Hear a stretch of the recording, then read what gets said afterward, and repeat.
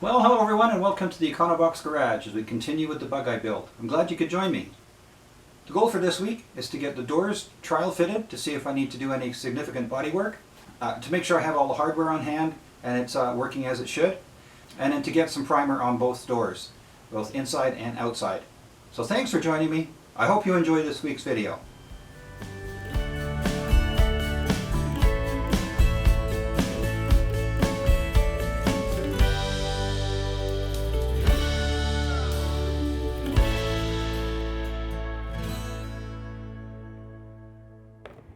Pick a good one for those. That's for the trim across the top of the door, and those big knurled screws there are to hold the side curtains on. So I'm glad I have those. That's one of the old check straps. I have the strikers, or whatever you want to call them, that mount the B-pillar. So there you go, that's the upcoming project, but that's going to be for the next episode.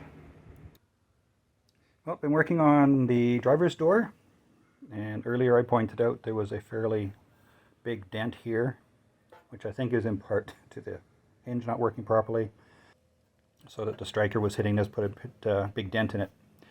Now this is stretched quite a bit, and it's kind of hard to get a dolly in here, so what I've been doing is using the flat edge of one of my other hammers, getting it under there, and that. So I've flattened it out a fair bit, but I think I'm going to have to actually shrink this, and it seems counterintuitive, but one way to shrink it is to heat this up and then hammer it back right away.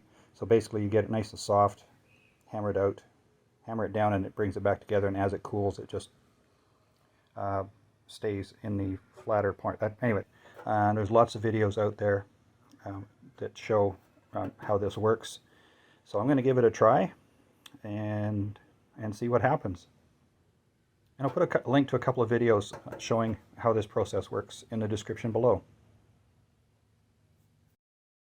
So I've got this prepped, ready for welding. I'm going to weld up this little crack here.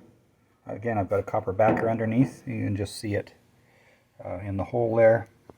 And I've prepped the little split on the other side too. And I've also got another piece of copper clamped under there to help me eliminate any blow through.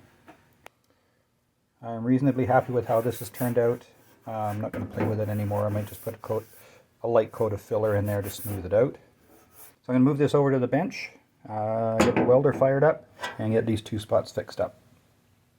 Okay, well I got this little split welded up here. Just need to put a tiny bit of filler in there, and the split on this one welded up as well. I'm going to finish sanding this door down, get a bit of filler in here and over here, and then I can get some primer on it. Well, I'm quite happy with the inside of the door. I've got most of the old glue sanded off here. That's where those, so that'll get it just a light coat of paint on there, and that's where those liners get glued in. This is way better than what it used to be. A little bit of filler there would be fine. As for the front side of the door, let's flip that over. Filler needs a touch up on here. There's actually, I can feel where it's been welded on the other side where a previous owner had a mirror installed. I am going to pull this filler out here and try and straighten this edge out a bit. I think most of the other stuff is okay, except for down at this corner here. It looks like there's a bit of rust starting to show through, so I'm going to pull this filler out.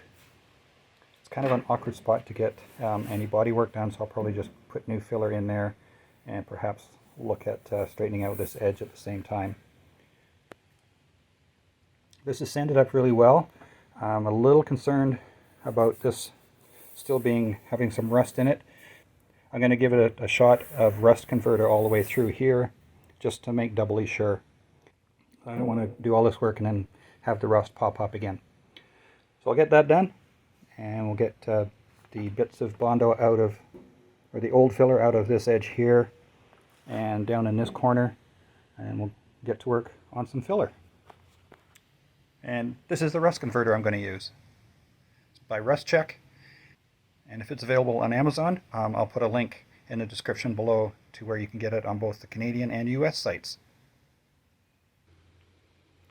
I've put some rust converter along the bottom of the door, and I've got a little bit of body filler where I did a bit of welding and a little bit of repair on that side. But before I go any further or get any paint on or do any of the filler or anything on the outside of the door, I'm going to mount both doors in the car to see where we are as far as lining up with, to see where we are with panel gaps and alignment and all that. So it appears that somewhere along the line there's been some repairs of some sort made in the bottom of the A-pillar here. There's a plate that's been screwed on, and with the spring, or with the hinge mounting plate in behind it.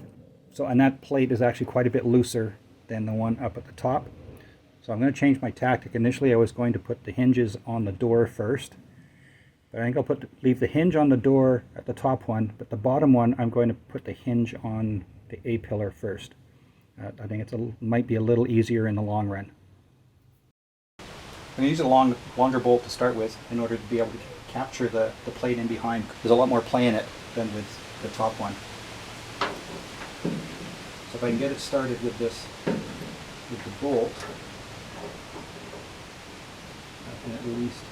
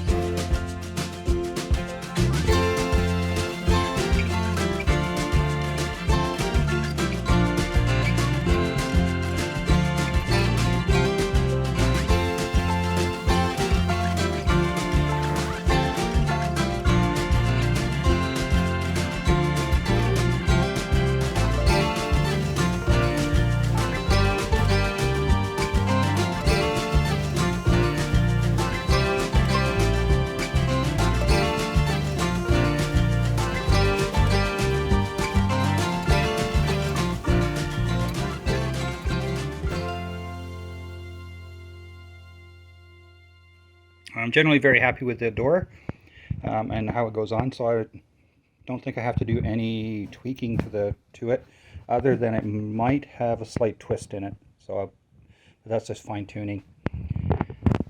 So happy with that one. I'm going to get the passenger door on now and see where we're at with that one. Now, one thing I forgot to mention when I was doing the driver's door is before I put it in, I did chase all the threads with a tap on all of these, the 3 for each hinge and the 2 for the latch, and I've done the same with the screws.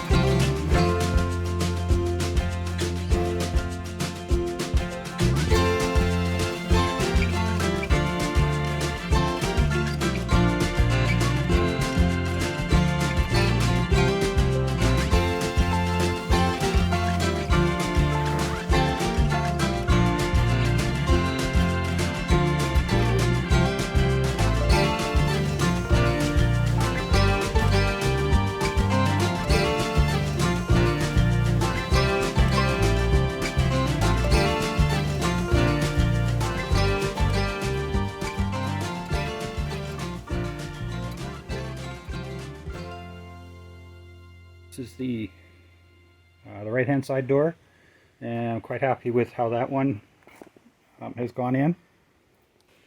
So on the passenger side, the gap's not too bad across the back there, and actually I'm quite happy with that. And it latches nicely.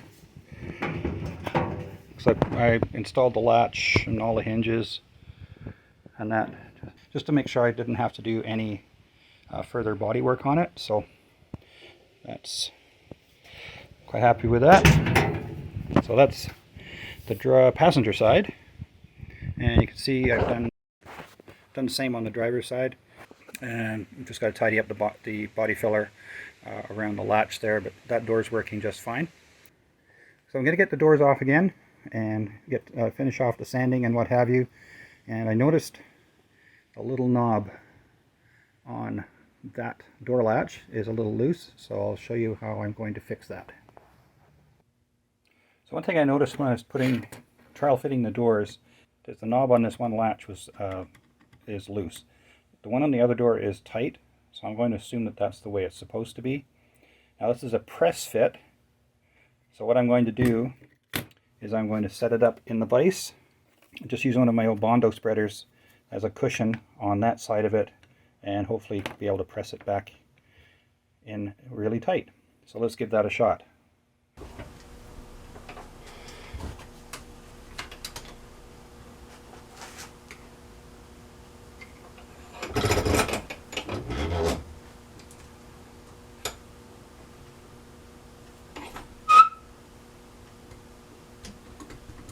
And you can see that's rather loose in there. So let's see what we can do here.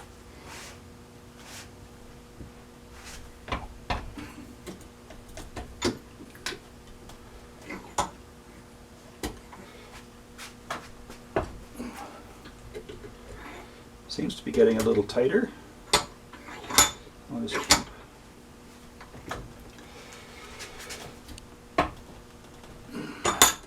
there we go. Almost there.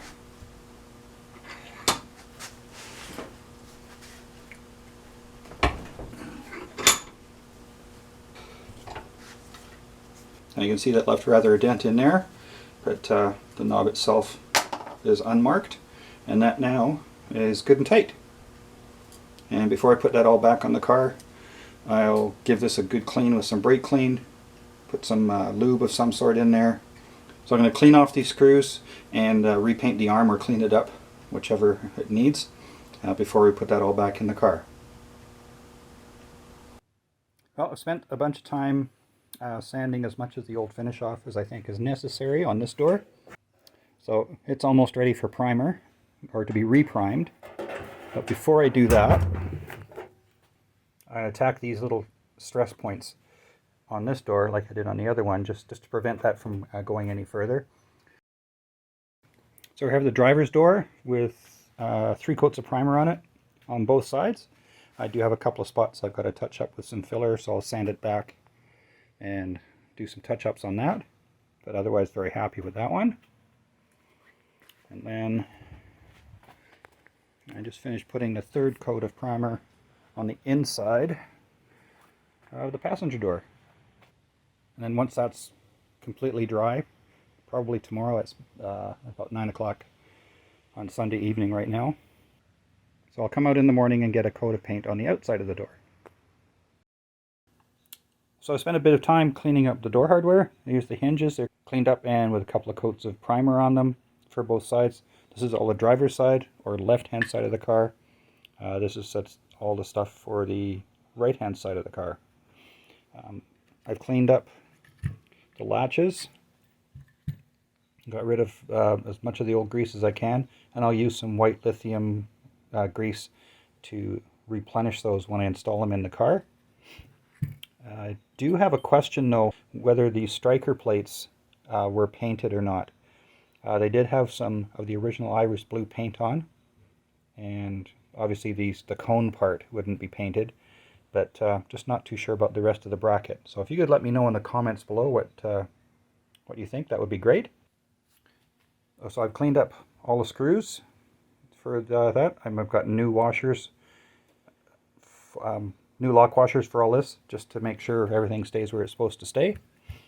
And I'm actually quite happy with that, how that has turned out. And those will go on the doors, which are also got 2 or 3 coats of primer on both the inside and outside.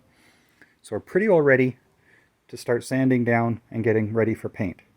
Before I do that, I'm going to paint the inside of the bonnet, but that'll be for another episode because that's all I have time for this week. So if you liked the video, please share it with your friends, hit the like button, hit the subscribe button, and don't forget that little bell icon so you'll get notified when the next video comes out. My name is Ian. This is the Econobox Garage. We'll see you next time.